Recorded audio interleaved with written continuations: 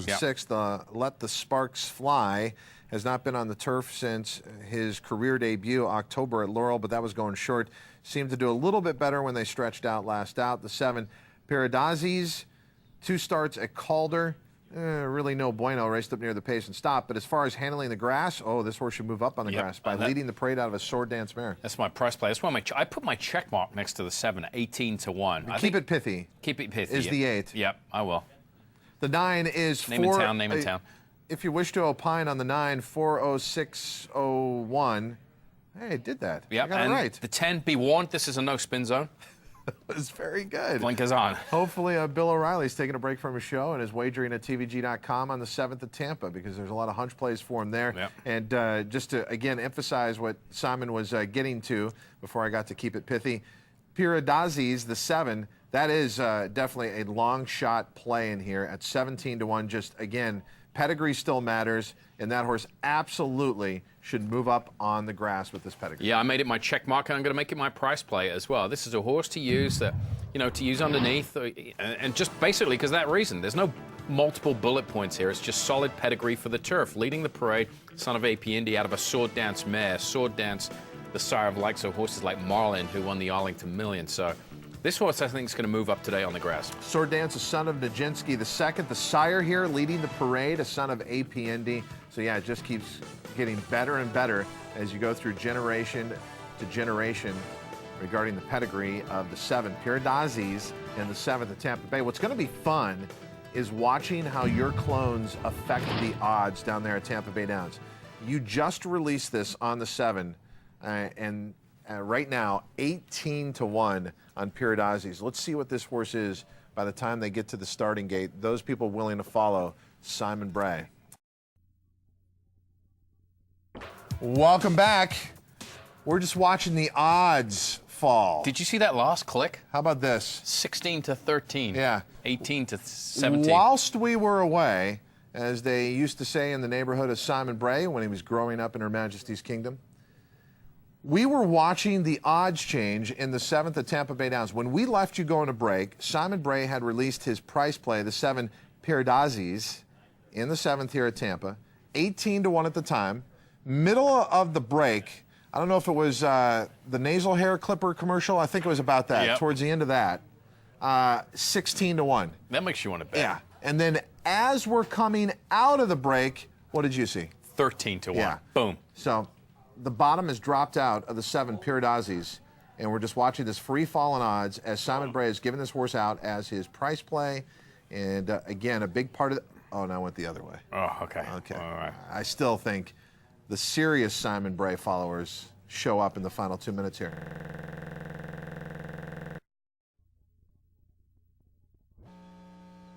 And they're off.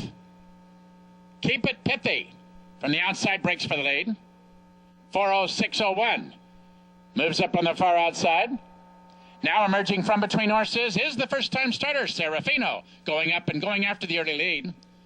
Best of the Babies is there toward the rail. The favorite, DW's Warrior, the last horse away. To the first turn they go. Serafino and Mike Allen will now go to work on trying to slow him down on the front end. Has the lead by a length. Keep it pithy. Up on the outside second. Best of the Babies now skims the rail to be third. Let the Sparks Fly, 3 deep, in a perfect spot, racing along fourth. 2.5 lengths farther back. Thunder and Willie is tucked in nicely toward the rail now fifth. 40601 is sixth. Arch Pleasure toward the rail seventh. Pirradazis eighth. 2 lengths farther back. DW's Warrior. Far back. Be warned. Up the backstretch. Serafino, the firster, trying to pull the upset and has the lead by 2. Keep it pithy on the outside second. Best of the Babies is there toward the rail. Now racing third. Let the Sparks Fly. Ranging up on the outside fourth. Pirradazis now going for a run fifth. Arch Pleasure will need racing room. DW's Warrior, the favorite, is now underway with about 7 lengths to make up. But meanwhile up front, Serafino has had it all his own way up front, and he's trying to take him start to finish and has the lead. DW's Warrior swings to the outside and now gaining ground second. Toward the rail, Keep It Pithy is now third. A furlong to run. It's Serafino still in front. DW's Warrior down the center of the racetrack. Pirradazis is there toward the rail. Down to the wire, it's Serafino. A well-prepared first-time starter and toward the rail. Pirradazis lunging right and gets up in the shadow of the wire. Those two are very tight. DW's Warrior settles for third.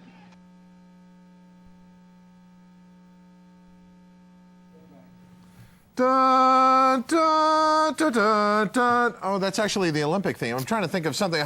Rule Britannia would do how do you do that one?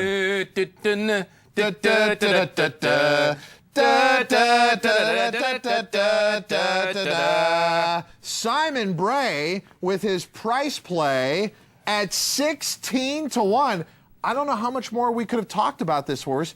Some of your you know what? I like the strategy of your followers. They bet early, let it drift back up. That was smart. Right there, that was at about, 13 minutes to post.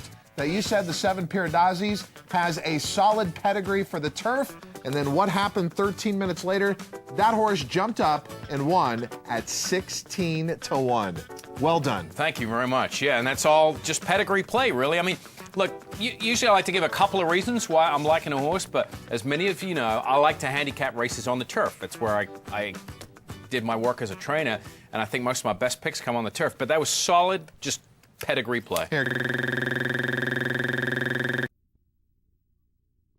Do not adjust the picture on your screen. This is correct. Simon Bray's top pick in race number 7 at Tampa Bay Downs. Pirradazis gets the win and returns 34-20. You gave all the reasons why you like this horse. As a matter of fact, we put together a huge graphic that went on the screen to remind people why you like this horse. But then we later found out, as we look at this graphic that we showed earlier, we have a connection to this horse. We certainly do. Look at the winning breeder there, Renee and Hakeem. She's one of our researchers here at TVG. You sometimes hear us refer to her as Ren for short, but she's also a horse owner and breeder, and this is her horse. We didn't even know. I had no idea. Had absolutely no idea. So congratulations to Ren of Classic Thoroughbreds, trained by Kathleen O'Connell. Ren to victory by Gallardo. Pirradazis, a chestnut colt by Leading the Parade out of the Sword Dance mare. Mighty Macara was bred in the Sunshine State of Florida. What a great story. A great story. Here's the best part about it. There she Ren. is. Best part of this story. I walk about 10 feet from her, and I had no idea this was her horse. You need to be a little bit friendlier in the I office do, like Ren. Because Ren always greets people with a smile. I don't. How are you doing? I don't. You just go right to your workstation. Yeah. Ren, outstanding. And she's totally geeked up. If you want to know why people love to own thoroughbreds, look at that right there. Look. In the background. That's the owner of the winner of race 7 at Tampa. We will come back with more racing action from Oldsmar, Florida. We'll get down to Arizona. Aqueduct, race 9, conclusion of the pick 6. A lot coming up on TVG.